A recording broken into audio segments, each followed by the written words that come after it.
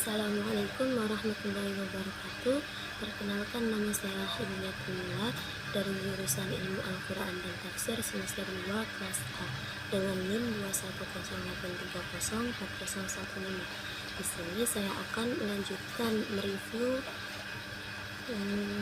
dua buku yang kemarin, yaitu buku The History of the Quran Text atau buku sejarah teks Al-Quran, dan kemudian yang kedua buku rekonstruksi sejarah Al-Quran.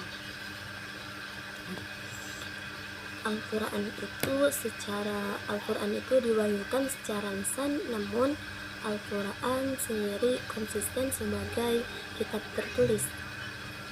Nah, di sini dijelaskan bahwa pada periode Makkah dapat kita ambil cerita masuk Islamnya Sayyidina Umar bin Khattab. Sayyidina Umar bin Khattab masuk Islam setelah beliau membaca apa yang tertulis di sebuah kulit yang tak lain yaitu adalah Al-Quran yang menyentuh hatinya dan menyuruhkan hatinya.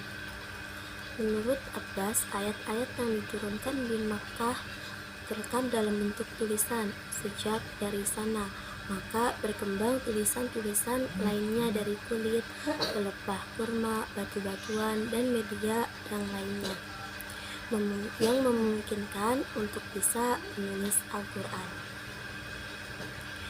Kemudian pada periode Madinah, perkembangan teks Al-Quran sudah semakin pesat, sehingga Rasulullah menugaskan kurang lebih 65 orang untuk menuliskan Al-Quran.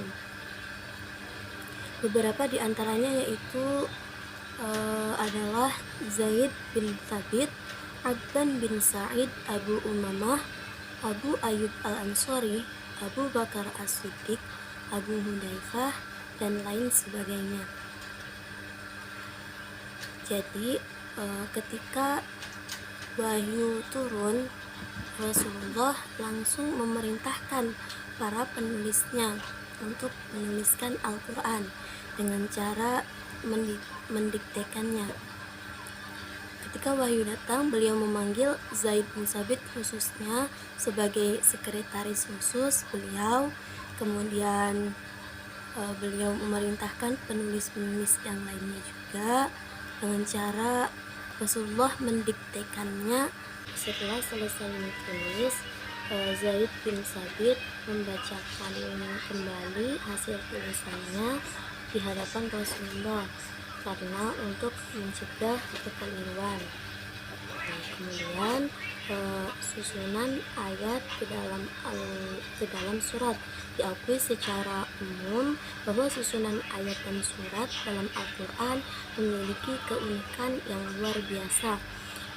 Susunannya tidak secara umum, tidak secara urutan, wahyu diturunkan dan sujud bahasan. Rahasianya itu hanya Allah yang Maha Tahu, karena dialah pemilik kitab Al-Quran. Beberapa riwayat menyebutkan bahwa Nabi Muhammad memberi instruksi kepada para penulis tentang letak ayat pada setiap surat. Kemudian dijelaskan oleh Utsman, baik wahyu itu mencakup ayat yang panjang maupun satu ayat yang terpisah, Nabi Muhammad selalu memanggil penulisnya dan berkata, letakkan ayat-ayat tersebut ke dalam surat seperti apa yang beliau katakan atau apa yang beliau sebutkan. Zaid bin Sabit menegaskan kembali, kami akan mengumpulkan Al-Quran di depan Nabi Muhammad. Dan menurut Utsman bin Abi Al-As, malaikat Jibril menemui Nabi Muhammad memberi perintah akan penempatan ayat tersebut. Setelah Nabi Muhammad SAW wafat, terjadilah pengumpulan Al-Quran pada zaman sahabat. Di sini konteksnya yaitu dengan kata pengumpulan, bukan penulisan. Kalau mengumpulkan berarti menggabungkan sesuatu yang langka dan khas tersendiri. Selanjutnya yaitu kompilasi Al-Quran semasa kekuasaan Abu Bakar dan Umar bin Khattab. Meski Nabi Muhammad telah mencurahkan segala upaya yang mungkin dapat dilakukan dalam memelihara keutuhan Al-Quran, pada masa beliau, Al-Quran belum berbentuk mushaf sebenarnya. Kitab Al-Quran telah tertulis seutuhnya sejak zaman Nabi Muhammad, hanya saja belum disatukan dan surat-surat yang ada juga belum tersusun. Pada masa Khalifah Abu Bakar As-Siddiq, pengumpulan Al-Quran terjadi setelah terjadi Perang Yamamah pada tahun 12 Hijriah yang mengakibatkan banyaknya para penghafal Al-Quran yang gugur menjadi syuhada. Peristiwa tersebut membuat sahabat Umar resah, sehingga beliau mengusulkan kepada Abu Bakar As-Siddiq untuk mengumpulkan Al-Quran menjadi satu. Awalnya sahabat Abu Bakar itu ragu akan usul sahabat Umar. Kemudian sahabat Umar terus meyakinkan beliau dan akhirnya beliau mau mengikuti saran Umar bin Khattab, yaitu mengumpulkan Al-Quran menjadi satu. Setelah Abu Bakar setuju, kemudian beliau memerintahkan Zaid bin Sabit untuk mengumpulkan Al-Quran. Pada masa Khalifah Umar dilakukan, kemudian dilanjutkan pada masa Khalifah Umar. Pada masa Khalifah Umar dilakukan pengenalan ajaran Al-Quran di berbagai daerah, salah satu di antaranya yaitu di Suriah. Yazid bin Abu Sufyan, penguasa Suriah, mengadukan masalah pada Umar tentang orang-orang muslim yang memerlukan pendidikan Al-Quran dan juga keislaman.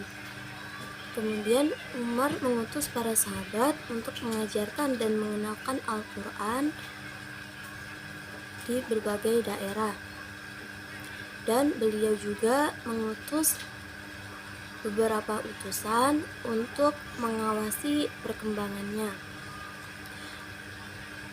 Dan pada masa Khalifah Umar, kemenangan yang berarti melebihi batas padang pasir Arab mendorong kemajuan pendidikan Islam sampai ke Palestina dan Suriah. Pada masa pemerintahan Umar bin Khattab telah mengembangkan sekolah-sekolah untuk menghafal Al-Quran.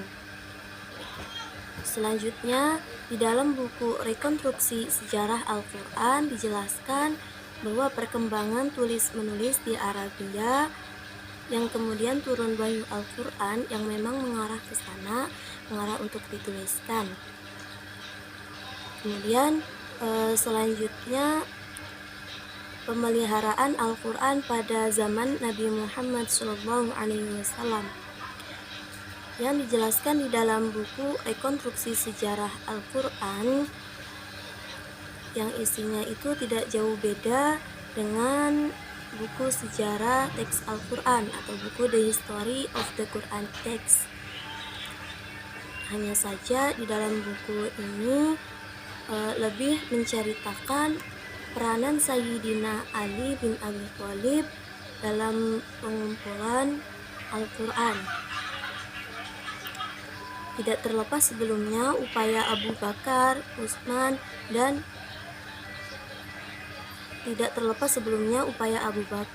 Umar dan Utsman.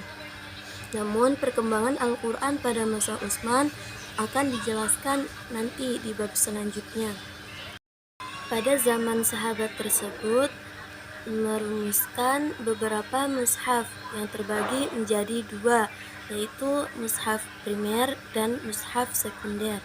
Mushaf primer terbagi menjadi 15. Beberapa di antaranya yaitu yang pertama mushaf Salim Ibnu Maqil Kemudian yang kedua, mushaf Umar ibnu Khattab. Yang ketiga, mushaf Ubay bin Ka'ab. Kemudian mushaf Ibnu Mas'ud dan lain sebagainya. Kemudian mushaf sekunder ada 13, terbagi menjadi 13. Beberapa di antaranya yaitu mushaf Al-Alqamah ibnu Qais, mushaf Al-Rabi' ibnu Husain, mushaf Al-Harith ibnu Suwaid, mushaf Al-Aswad ibnu Yazid dan lain sebagainya. Yang relevan dibahas di sini adalah mushaf-mushaf yang dikategorikan Jafari dalam skema di atas sebagai mushaf primer. Mushaf-mushaf ini sebagaimana telah diungkapkan menunjukkan upaya yang sadar di kalangan sahabat Nabi untuk mengumpulkan Al-Quran pada masa Nabi dan sepeninggalnya, sebelum eksisnya mushaf Utsmani. Sementara mushaf sekunder lebih memperlihatkan pengaruh mushaf-mushaf primer dan merupakan cerminan dari tradisi bacaan Al-Quran di kota-kota metropolitan Islam. Sekian dari saya. Wassalamualaikum warahmatullahi wabarakatuh.